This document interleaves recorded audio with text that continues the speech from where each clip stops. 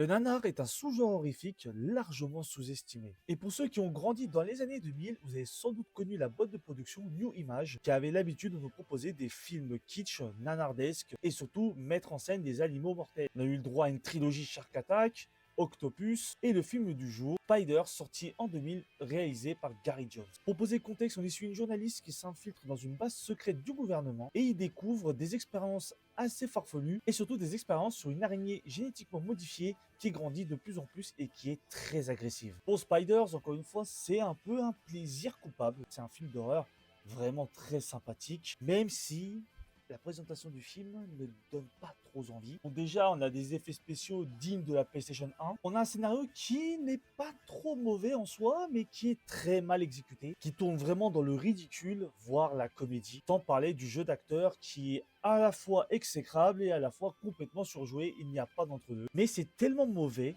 que ça en devient bien. Les nanars, ce sont des films objectivement mauvais, assumés, et les films sont vraiment divertissants. C'est pour ça que je défendrai toujours les nanars comme Sharknado ou comme ce type de production, car ce sont des films qui sont là pour nous divertir, des films d'horreur qui méritent d'être regardés, des films d'horreur où vous n'avez pas besoin de vous prendre la tête, vous êtes juste là pour vous détendre et passer un bon moment. Le petit hic, c'est que malheureusement, il n'est disponible sur aucune plateforme de streaming légale. Vous pouvez vous le procurer en DVD, mais c'est tout. Je ne l'ai trouvé nulle part, malheureusement. Et pour le film de demain, on verra qu'on peut réaliser un putain de chef-d'œuvre et faire une suite complètement honteuse en essayant de le parodier.